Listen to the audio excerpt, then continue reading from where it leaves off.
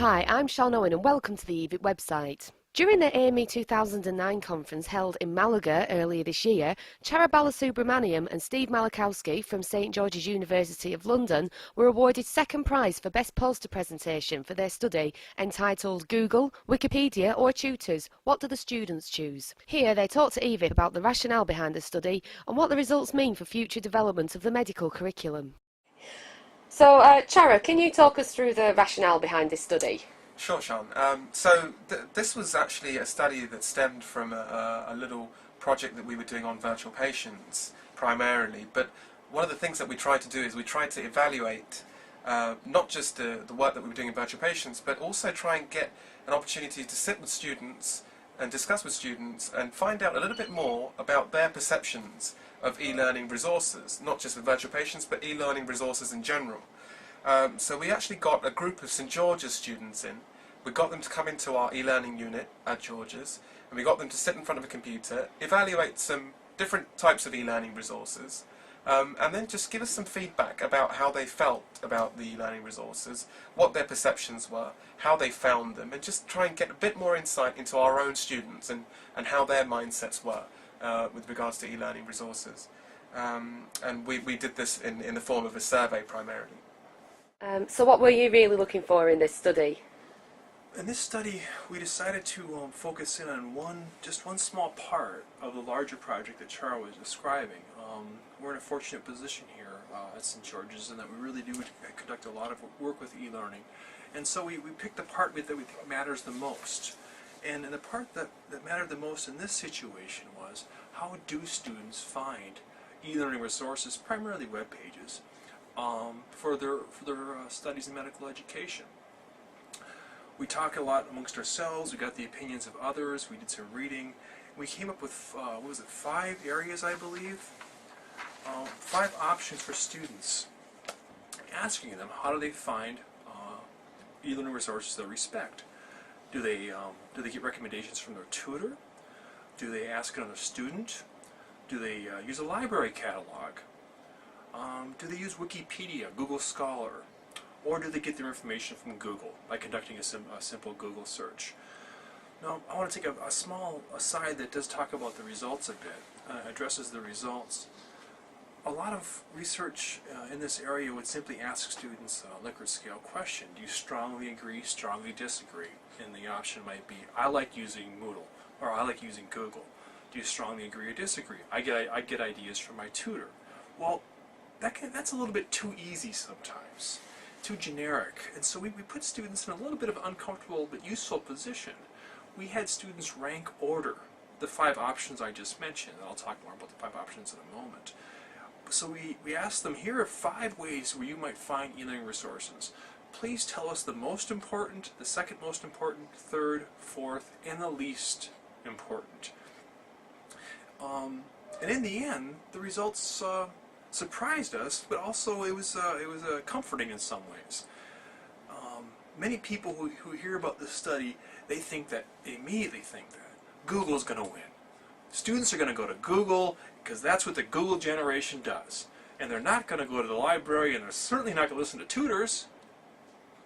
In the end, tutors were number 1. Google, dead last. So we found that quite comforting. Apparently medical education students do think about where they get their sources of information from.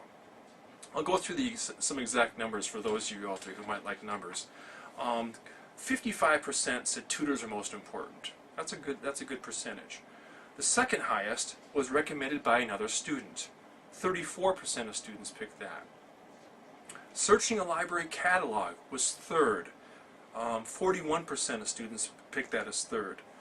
Using Wikipedia or Google Scholar, that was fourth. That was 34.8% of students. And as I said, dead last was Google, and that was 40.4% of students. The whole sample was 94 students, a respectable sample. We do want to repeat this study in the future, by the way. We have some additional questions. We've gotten some good responses to this research. We want to repeat it with more people, make the study more rigorous. To finally get to the point of what are our key findings. We found, after thinking about these results, that what really matters is that tutors have to make the recommendations.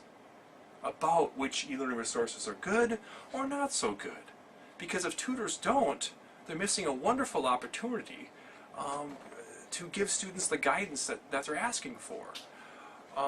Another interesting finding in this study that I forgot to mention, my apologies, is that about 21% of students in this study, they use online resources at least as much as they use a textbook.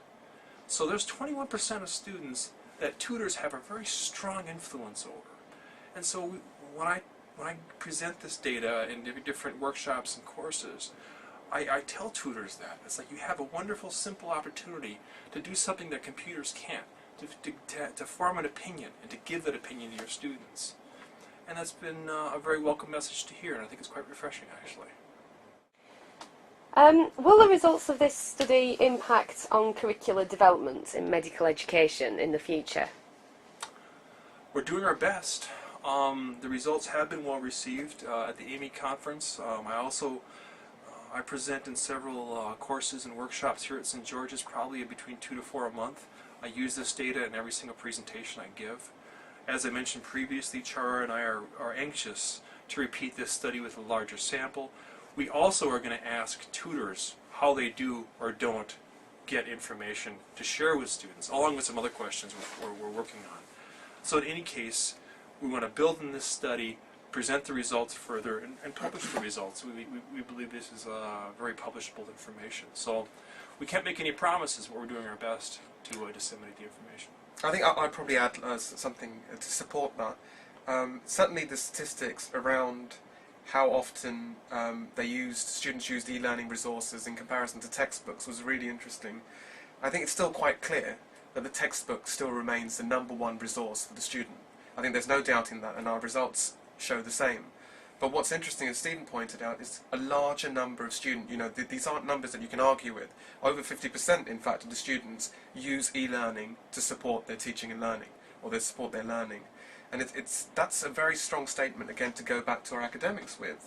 And then armed with the Google study, I think this is slowly changing teachers' perceptions. Certainly myself, maybe this is the reason why this is surprising, and certainly for ourselves it was surprising, is because normally when we try and find out things, I generally tend to use Google.